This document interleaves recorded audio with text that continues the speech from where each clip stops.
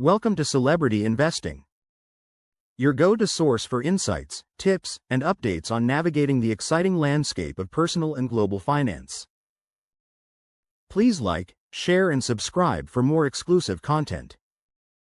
In this video, we continue exploring strategies to make safe student housing investments. Discover what red flags to watch for and how to identify colleges and areas that are more likely to provide stable returns. Looking past the hype. Colleges that don't attract out-of-state students. A crucial factor in assessing housing demand is understanding where the students come from. Local students often live with their parents or off-campus within a close radius, meaning they don't need dedicated rental housing. Housing demand, particularly for multi-unit buildings, mostly comes from students moving far away from home. If a college is primarily a commuter school, serving only the immediate local population, the demand for formal rental housing is inherently lower and less dependable. Enrollment figures can be misleading here. A small but highly specialized school that attracts students globally creates more rental demand than a medium-sized commuter university that enrolls thousands of students who drive in every day. Investors need to confirm that a substantial portion of the student body requires off-campus accommodation. Investment mistakes. Finding the worst deals and high costs. Focusing solely on the risk of the school closing misses the immediate financial pitfalls of investing in these risky areas. The daily costs and poor pricing associated with weak markets can quietly drain your investment long before catastrophic failure occurs. Why low cap rates near struggling schools are a bad sign. The capitalization rate, cap rate, is a simple way owners measure return. It roughly tells you how quickly you earn back your investment based on yearly income. It is calculated by dividing the net operating income by the purchase price. In healthy, stable markets, a lower cap rate might be acceptable because the risk is low and appreciation is high.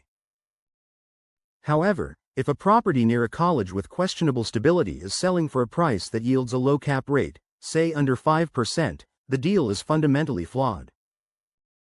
The purchase price is too high for the inherent risk involved. When a college faces existential threats, investors should demand a much higher cap rate, often 7% or more, to compensate for the major threat of vacancy.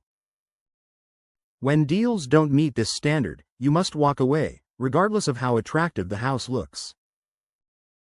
The high cost of dealing with high vacancy and management grief. Owning property in a challenging rental market brings practical, expensive headaches.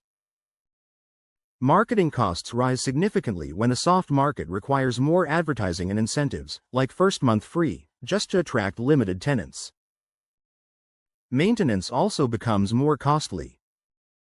Properties sitting empty during long summer breaks or even mid-semester often require increased inspections and specific winterization to prevent damage like burst pipes or mold.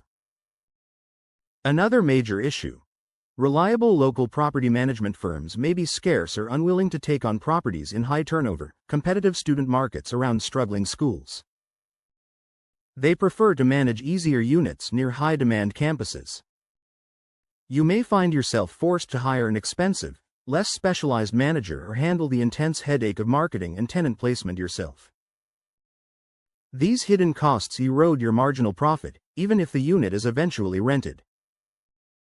Student housing certainly holds immense potential as a profitable real estate asset, but success hinges entirely on the underlying demand structure, the health of the school. For investors, investment safety is found in markets boasting strong, growing, or highly ranked universities, not those with weak fundamentals. Do not allow a superficially low purchase price to blind you to the severe risks of declining enrollment, oversupply, and low recovery potential in smaller, isolated towns.